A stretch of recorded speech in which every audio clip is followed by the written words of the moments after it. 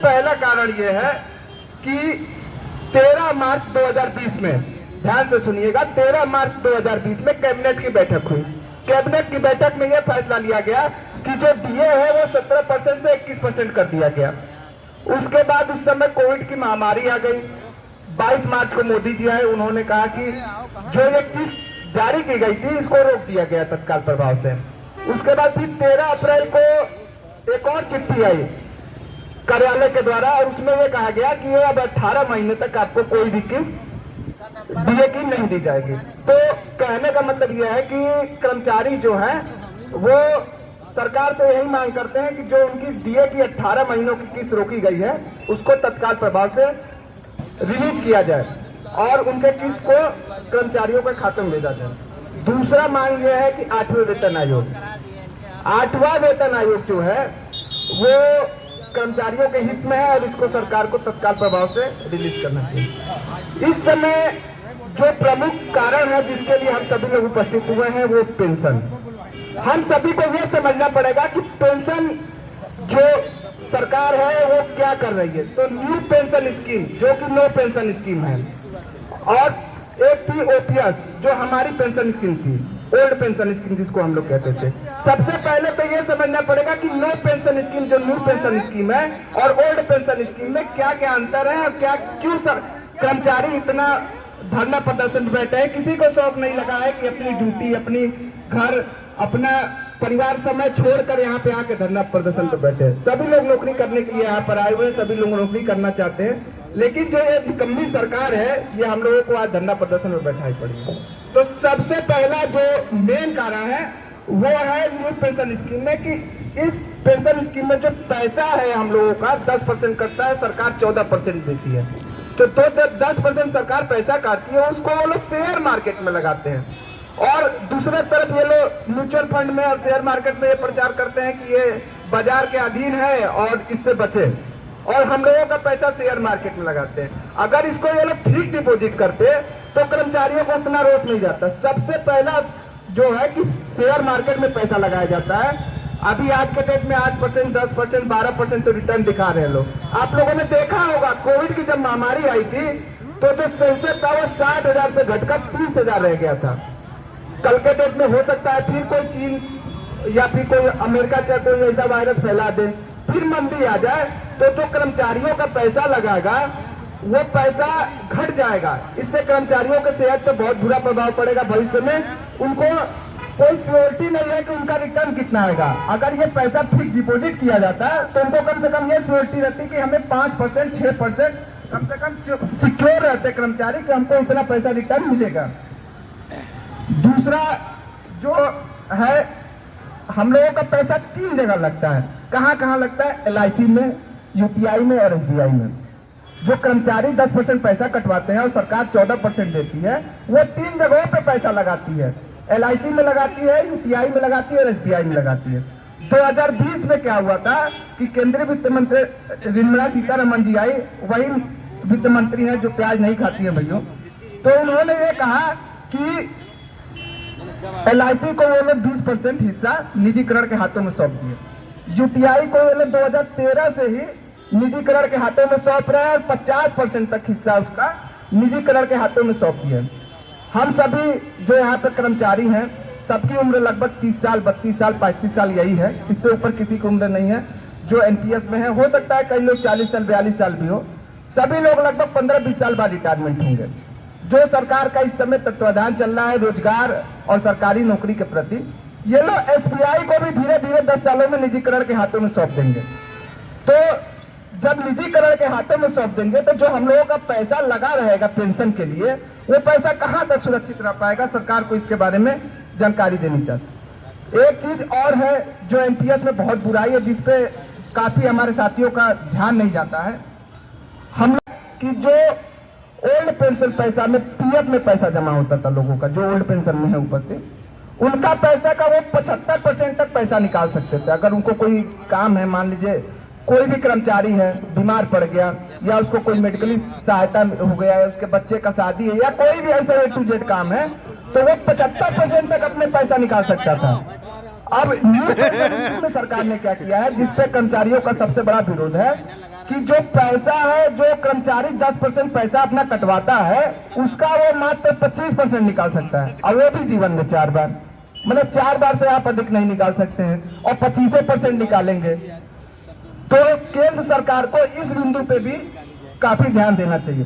दूसरा, एक और एमपीएस में खराबी है, जैसे कोई कर्मचारी है, वो काम कर रहा है, 45 साल का हो गया, 50 साल का हो गया, उसके बाद उसके शरीर में कोई ऐसी चोट उत्पन्न हो गई या कोई ऐसा हो गया कि वो अब ड्यूटी नहीं कर पाएगा 60 सालों तक, वो अब रिटायरमेंट लेना चाहता है।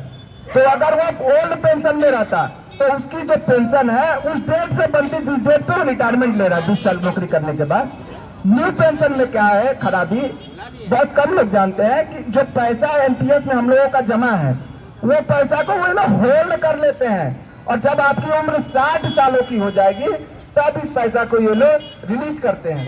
तो केंद्र सरकार को इस बिंदु पे भी ध्यान देना पड़ेगा।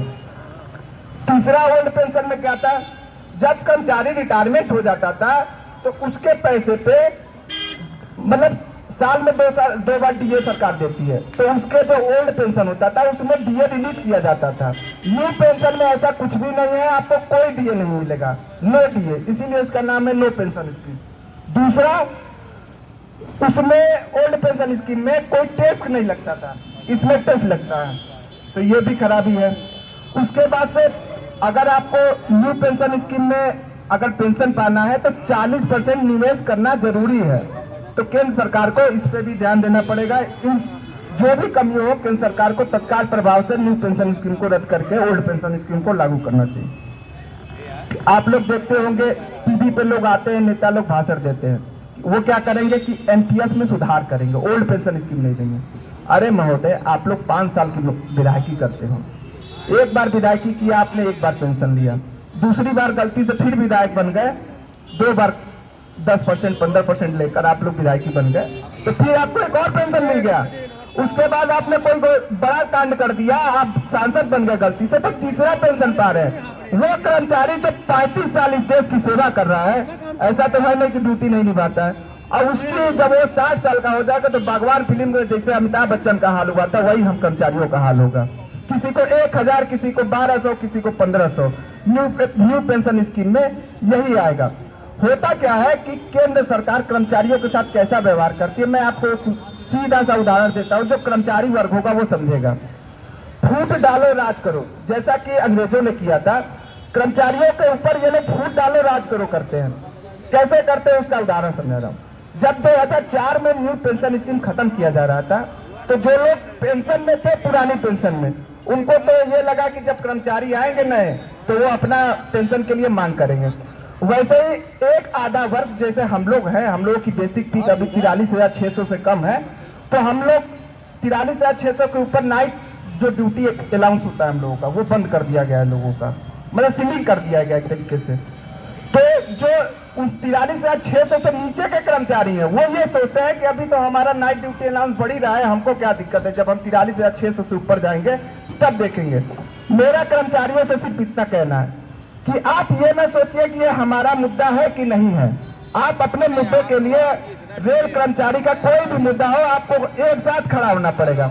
आप लोगों ने अभी देखा होगा कि एक ट्रक पे हिट एंड रन का मामला आया था, जिसमें 10 लाख रुपए तक की जुर्माना और 7 लाख रुपए तक का जुर्माना और 10 साल की सजा। ट्रक वालों ने क्या किया, पूरा चक्का जाम, 3 दिन में मोदी सरकार घुटने पे आ गई। कोई भी एक भी रोड पे कोई न ट्रक चला, न कोई बस चला, न कुछ चला। उसके बाद एक 2020 में किसान बिल आया था। किसान बिल में क्या हुआ था कि किसान अपने मांग के लिए धरने पड़ गए, मांग के लिए धरने पड़ गए। उनका भी केंद्र सरकार को, उनका भी जो भी डिमांड था उसको मांग करके 8 बजे रात को मोदी जी को आकर माफी मांगते हुए किसानों से, और उनको भी अपना बिल वापस लेना पड़ा था, किसान बिल। वैसे ही मेरा मोदी जी से निवेदन है, देखिए आज का जो रहन सहन है, उस रहन सहन में कोई भी 70 साल से ऊपर नहीं जीने वाला है। आपको पेंशन कितने दिन देना है, मात्र 10 साल देना है।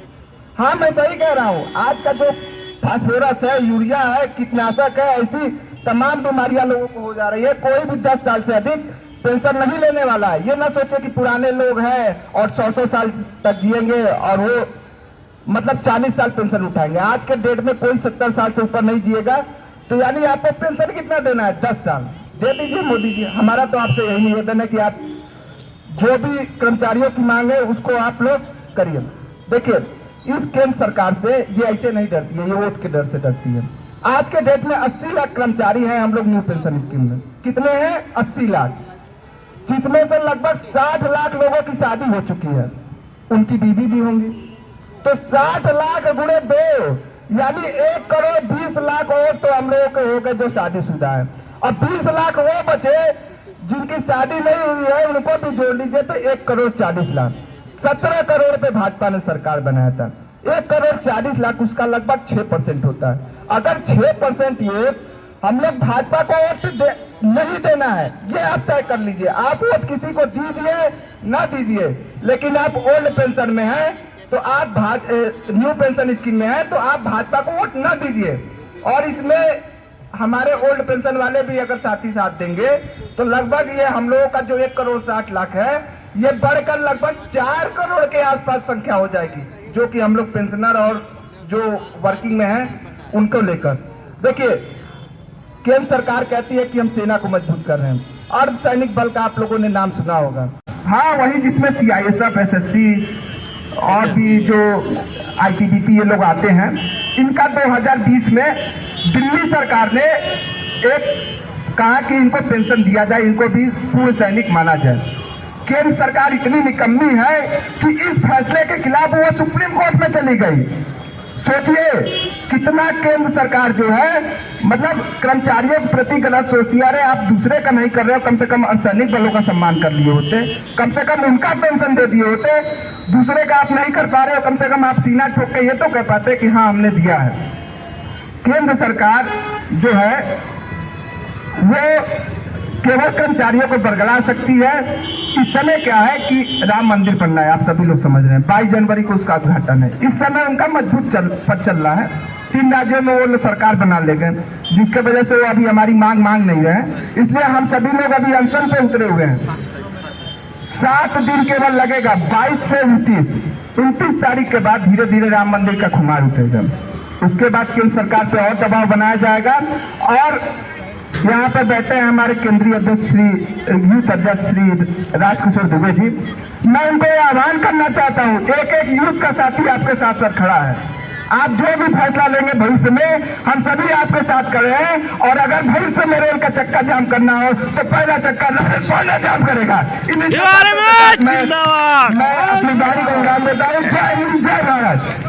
आप सभी लोग हमारा साथ देंगे।